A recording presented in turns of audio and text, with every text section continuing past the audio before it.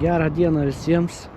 Mindaugas sveikinasi šį kartą iš šiek tiek kitos aplinkos.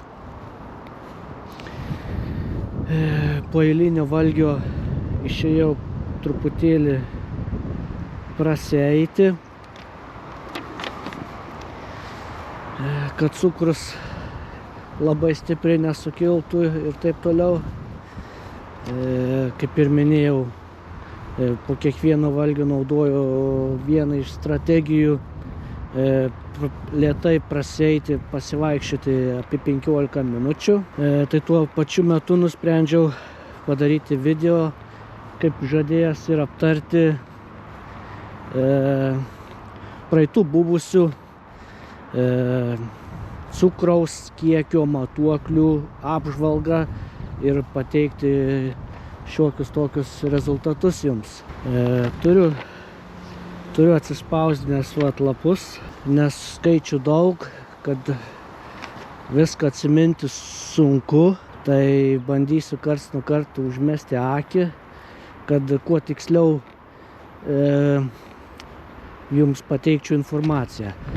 Bet prieš pradėdamas noriu dar kartą pasikartoti, kaip ir minėjau savo pirmam video, kuriame bandžiau prisistatyti trumpai apie save ir pristatyti šitą savo projektų ir eksperimentų kanalą YouTube kanale. Aš nesu profesionalus treneris ar mitybos specialistas ar kažkas panašaus. Esu savamokslis, kaip ir minėjau, sveikų gyvenimo būdų. Pats asmeniškai pradėjau domėtis labiau šiais metais, o tai yra 2026 nuo sausio pradžios. Taigi visa informacija, kuri bus pateikta šiame kanale ir jau buvo anksčiau pateikta, yra tai, ką aš esu perskaitęs Google'e ar išgirdęs YouTube'e. Ir aišku, kas be kuo, visą tai, ką pateikiu, ką esu pateikęs ir ką pateiksiu ateityje, išbandau ant savęs. Skatinu visus nedaryti to, ką aš darau patiems, o visą informaciją, kurią pateikiu ir ką parodysiu ateityje, tikrinkit, domėkitės, analizuokit, aš teisus ar ne. Arba paprasčiausiai pasitarkit su specialistais, kurie yra diplomuoti ir taip toliau. Taigi dabar pradėkim trumpą apžvalgos analizę. Taigi birželio 6 šių metų ir birželio 13 šeštadieniais dariau eksperimentą. Ir eksperimentus su cukraus kiekio kraujyje matuokliais prieš valgį, po valgio, atsikėlus ir taip toliau. Ir kaip rodžiau viename video, buvau prie savęs, kaip čia įvardinti, ar į save įsišovęs tą vadinamą nuolatinį gliukozės kiekio kraujyje matuoklį, kuris pastoviai seka jūsų cukraus kiekį ir jūs viską galite matyti pas save telefone. Tik dabar tiksliai negaliu įvardinti ir pasakyti, kokiu tikslumu jisai matuoja cukraus kiekį ir pateikia. Turiu galvoje laiko tarpą ten, kas minutę, kas 5 ar kas 10 minučių, bet tikrai ne kas valandą. Ir greta, vis man tas pavadinimas stringa ir labai ilgas, ir greta nuolatinio gliukozės kiekio kraujyje matuoklio parodymų dar fiksavau cukraus kiekį kraujyje su gliukozės monitorium, kur cukraus kiekis kraujyje yra matuojamas iš piršto. Taigi šeštadienį, birželio 13, kai pirmąsyk dariau šitą eksperimentą, kaip ir esu minėjęs, stengiausi kuo mažiau judėti, kuo mažiau aktyvumo namuose. Būdavo, kad pavalgau ir einu gult ant lovos, žiūrėti teliką ir panašiai. Judėdavau tik tiek, užlipti į antrą aukštą, pasimatuoti cukrų, nulipti, pasidaryti valgyti ir taip toliau. Ir viskas, daugiau aktyvumo jokio nebuvo. Bet kai birželio 13 dariau antrą sykį šitą palyginimą, tikiuosi vėjas neturės problemų garso įtakai. Žodžiu, kai birželio 13 dariau antrą sykį šitą eksperimentą ir palyginimą, jau tada pridėjau papildomų sąlygų ir būdų, kurios neva turėjo padėti sumažinti cukraus kiekį kraujyje ir insulino šuolius kraujyje po valgio ir taip toliau. Ir ką dabar supratau iš tų bandymų, kad šitie pagrinde du būdai tikrai padeda. Tai pirmasis būtų būdas išgerti šiek tiek obuolių acto prieš valgį, o antras būdas būtų, kaip ir dabar, po kiekvieno valgio apie 15 minučių prasieiti, lėtai, neskubant ir taip toliau. Birželio 6 taip pat eksperimentų metu angliavandenių valgiau plius minus apie 105 gramus kiekvieno valgio metu, o birželio 13 valgiau jau 115 gramų angliavandenių kiekvieno valgio metu. Tai plius minus. tą savaitę atsimenu, buvau padidinęs angliavandenius, nes jeigu gerai pamenu, svoris per greitai krito, todėl turėjau pakelti angliavandenius, kad pristabdyti svorio kritimą, kuriuos parodydavo mano svarstyklės. Nes, kaip ir esu minėjęs, tikslas mano būtų mesti plius minus iki 500 gramų per savaitę.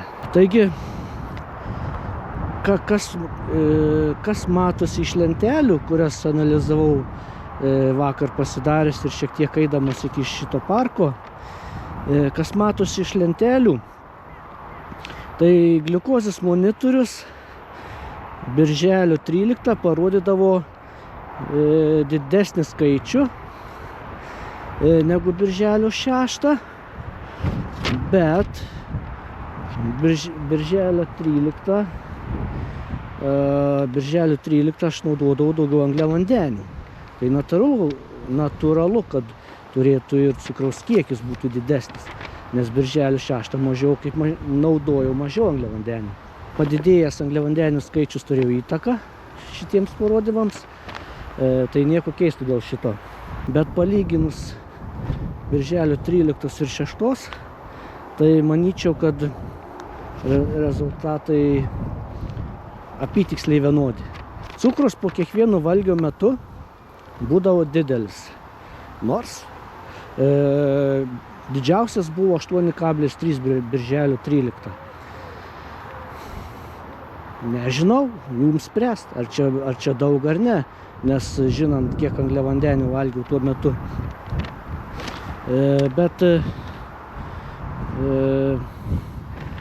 Bet kad ir cukrus būdavo didelis po valgio, tai pasimatavus cukrų po valandos, cukraus kiekis būdavo tikrai sumažėjęs. Tiek pirmu bandymo atveju, tiek antru cukrus mažėdavo ir gan greitai mažėdavo ir stabiliai. Tai vadinasi, organizmas gali kovoti su tokiu dideliu kiekiu angliavandenių valgymu, kaip aš valgiau ir panašiai. Ar čia padeda mano tas metodas, kad aš darau priešingai negu rekomenduojama, kai reikia valgyti, čia niekur nenueis, kai reikia valgyti mažiau angliavandenių, daugiau riebalų ir baltymų, o aš darau priešingai.